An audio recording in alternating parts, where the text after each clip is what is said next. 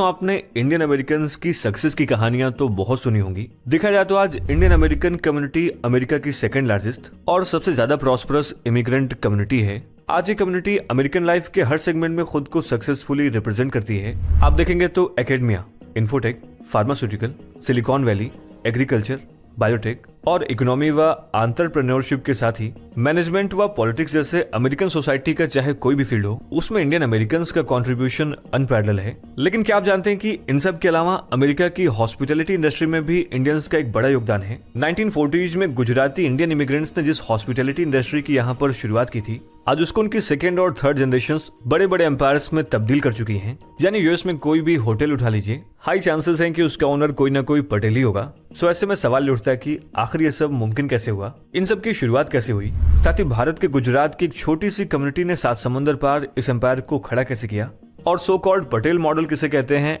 And इसके features क्या हैं। दोस्तों, यूं तो अमेरिका में फर्स्ट इंडियन इमिग्रेंट 1790 में एक मैरीटाइम वर्कर के रूप में एंटर हुआ, लेकिन असल में यहाँ पर इंडियंस का इमिग्रेशन लगभग इसके 100 साल बाद शुरू हुआ, जब इंडिया के सिख फार्मर्स और लेबरर्स यूएस की वेस्ट कोस्ट पर आने लगे। ये लोग कनाडा से यूएस के कैलिफोर्निया और वॉशिंगटन में एंटर करते थे। आप देखेंगे तो 1800 में यहाँ पर इंडियन वर्कर्स की संख्या 1000 से भी कम हुआ करती थी, लेकिन ये 1900 तक आते आते 3000 तक बढ़ गई। दोस्तों, 1912 में कैलिफोर्निया में फर्स्ट सिख टेम्पल भी स्टैब्लिश किया गया। फिर इसके बाद इस इमिग्रेशन की अगली वेव हमें वर्ल्ड वॉर 1 के दौरान देखने को मिली। देखा जाए तो इस वेव में सिख लेबरर्स के अलावा इंडियन स्टूडेंट्स और रेवोल्यूशनरीज देखने को मिले, जो ब्रिटिशर्स से इंडियन इंडिपेंडेंस की मांग कर रहे थे। सैन फ्रांसिस्को में गदर पार्टी का फॉर्मेशन इसका सबसे क्रूशियल एग्जाम्पल रहा। लेकिन 1917 में जब अमेरिका ने वर्ल्ड वॉर 1 में एंटर किया, तब ब्रिटिशर्स के दबाव में आकर उन्होंने गदर पार्टी से जुड़े सभी रेवोल्यूशनरीज के ऊपर वायलेंट क्रैकडाउन किया। दोस्तों, इंडियंस की पॉलिटिकल एस्पिरेशंस को एक और बड़ा झटका 1917 में तब लगा जब अमेरिकन कांग्रेस ने इमिग्रेशन एक्ट ऑफ 1917 पास किया।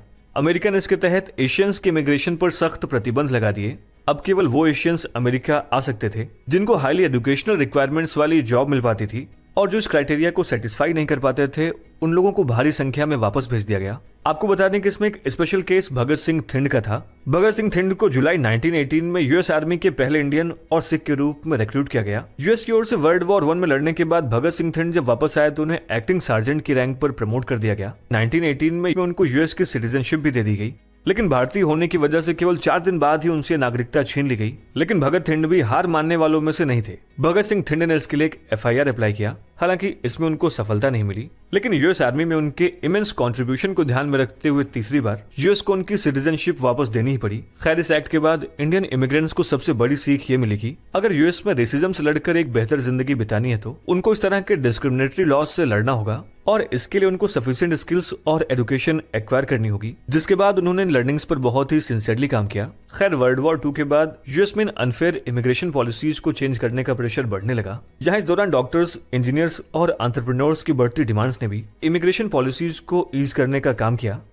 1945 में एक इंडियन मुस्लिम यानी मुबारक अली खान और एक इंडियन सिख जगजीत सिंह ने भारतीयों के लिए यूएस सिटीजनशिप की मुहिम को आगे बढ़ाया। दोस्तों, दोनों भी यूएस की आर्म्ड फोर्सेस में काम कर रहे थे और उन्होंने भी यूएस सिटीजनशिप के लिए अप्लाई किया था। जब उनको अपने इस प्रपोजल को कांग्रेस में टेस्टिफाई करने के लिए बुलाया गया, तब उन्होंने अमेरिकन सोसाइटी, उनके एकेडमिया, साइंस, मेडिसिन, एग्रीकल्चर और इंफ्रास्ट्रक्चर व वॉर्स आदि में इंडियंस के कंट्रीब्यूशन को कुछ इस तरीके से रखा कि आखिरकार प्रेसिडेंट हैरी एस ट्रूमैन को 1946 में लूज सेलर एक्ट पारित ही करना पड़ा। देखा जाए तो इस एक्ट के तहत साउथ एशियंस को यूएस में इमिग्रेट करने और नागरिकता हासिल करने की इजाजत दे दी गई। दोस्तों, उस टाइम इंडियंस का ईयरली कोटा 100 हुआ करता था, और इसी दौरान 1956 में इंडियन अमेरिकन दिलीप सिंह सौंद को यूएस हाउस ऑफ रिप्रेजेंटेटिव में इलेक्ट किया गया। 60+ वोट्स के साथ वो कांग्रेस में सेकेंड और थर्ड टर्म के लिए भी इलेक्ट किए गए, और ये यूएस कांग्रेस में इलेक्ट होने वाले पहले अमेरिकन बने। खैर, 1946 से 1965 तक यूएस में 7000 इंडियंस एंटर हुए, जिसमें से 1800 इंडियंस को सिटीजनशिप प्रोवाइड की गई। लेकिन यूएस इमिग्रेशन पॉलिसीज में सबसे बड़ा शिफ्ट 1965 में प्रेसिडेंट लिंडन जॉनसन के द्वारा लाया गया। देखा जाए तो उन्होंने इमिग्रेशन एंड नेचुरलाइजेशन एक्ट पारित किया, जिसके तहत न सिर्फ इमिग्रेंट्स के कोटा को रिमूव किया गया, बल्कि उन्होंने सिटीजनशिप के क्राइटेरिया से एथनिसिटी और रेस जैसे फैक्टर्स को भी एलिमिनेट कर दिया। और दोस्तों, हम रिलीजन, रेस, पॉलिटिकल आइडियोलॉजी या फिर साइज को कंसीडर किए बिना ही किसी भी देश से 20,000 इमिग्रेंट्स यूएस में आ सकते थे, लेकिन ओवरऑल इमिग्रेंट्स का टोटल नंबर 1,70,000 पर ईयर तक रिस्ट्रिक्ट कर दिया गया।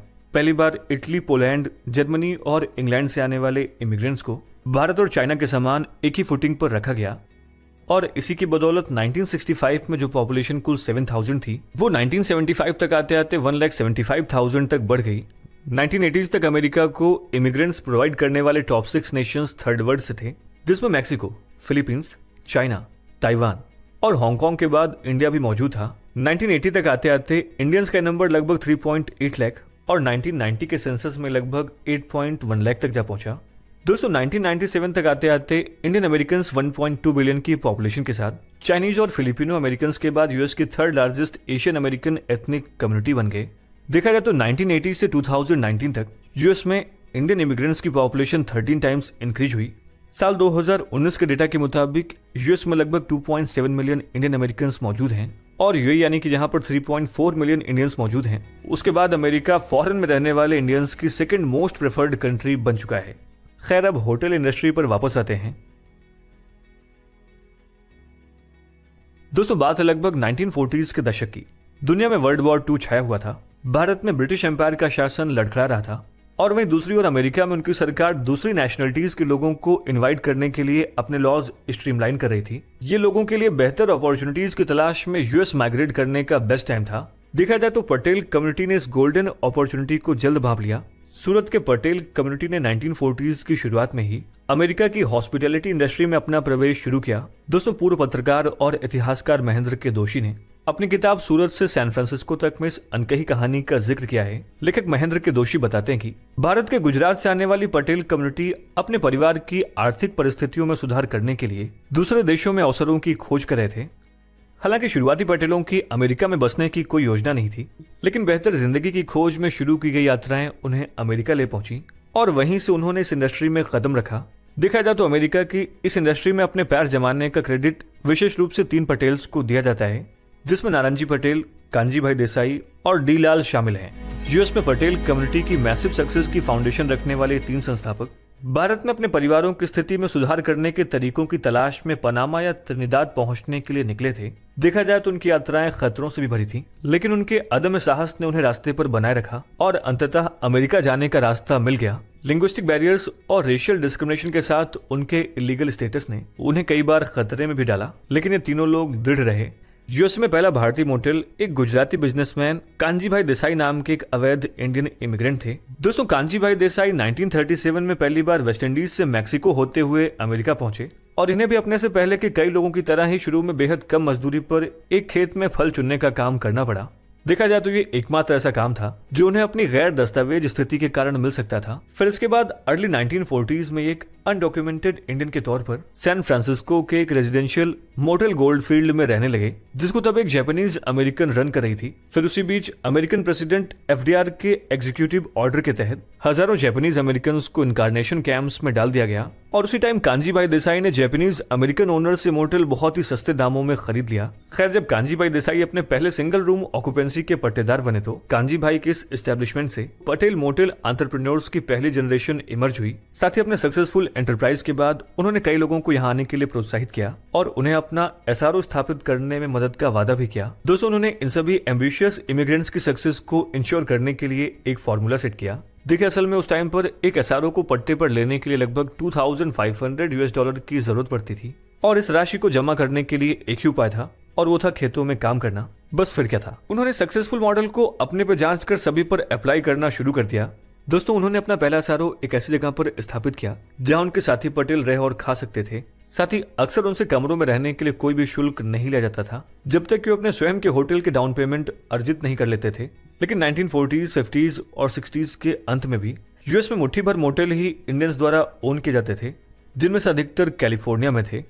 लेकिन जैसा कि हमने आपको शुरुआत में बताया कि 1965 में यूएस में the immigration and nationality act of 1965 पास किया गया। बदलते इमिग्रेशन कानूनों ने 1970 के दशक में इमिग्रेंट्स की अगली लहर को अपनी पहचान बनाने में मदद की। दोस्तों उस टाइम न्यूपोर्ट न्यूज वर्जीनिया में एक होटल ब्रोकरेज ममफोर्ड कंपनी के अध्यक्ष डेविड ममफोर्ड बताते हैं कि कई अमेरिकी मोटेल मालिक उम्रदराज थे और ऐसा इसलिए था क्योंकि मॉडल्स वॉर टाइम की उपज थी और 70 के दशक के मध्य तक उनके मालिक बहुत से लोग सेवानिवृत्त होने की उम्र के थे और उनके बच्चों को व्यवसाय में कोई दिलचस्पी नहीं थी। और इसी बीच शुरू हुई ग्लोबल ऑयल क्राइसिस का मतलब था कि अब लोग कम ही ड्राइविंग हॉलीडेज ले रहे थे, जिससे मोटर व्यवसाय को नुकसान हो रहा था। दोस्तों ऐसे में संपत्ति की कीमतें कम हो गई और इसके चलते 1970 के दशक के अंत और 1980 के दशक की शुरुआत तक सैकड़ों मोटर बिक्री के लिए उपलब्ध थे।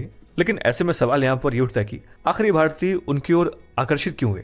देखिए, असल में तत्कालीन रूप से इस बिजनेस को चलाना आसान था और इसके लिए फ्लुएंट इंग्लिश की जरूरत भी नहीं थी। बस जरूरत थी तो लंबे समय तक काम करने की इच्छा शक्ति की, और एक ऐसा व्यवसाय है जो एक घर के साथ आता था, यानी कि आपको एक अलग से घर खरीदने की कोई जरूरत नहीं थी।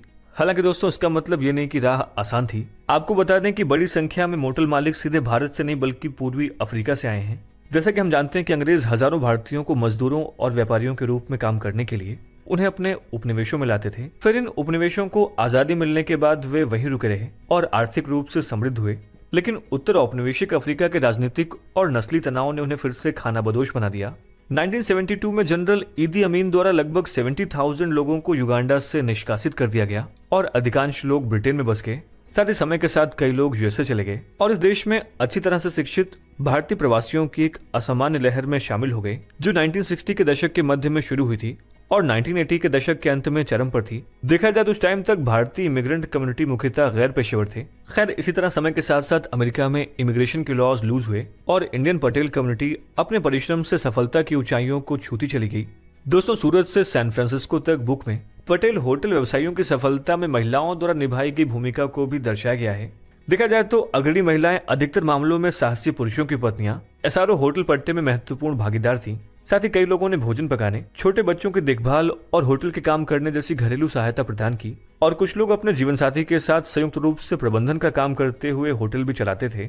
आज इन्हीं सब का नतीजा है कि Asian American hotel owners association के मुताबिक होटल से लेकर मोटेल्स और रेस्टोरेंट्स तक अमेरिका की लगभग 50% हॉस्पिटैलिटी इंडस्ट्री को इंडियन अमेरिकन रन करते हैं, जिसमें 20,000 से भी अधिक प्रॉपर्टीज शामिल हैं और उसमें से भी 70% लोग गुजराती हिंदू कम्युनिटी पटेल से बिलोंग करते हैं, जिसकी वजह से इसे पटेल मोटल कार्टेल के नाम से भी जाना जाता है।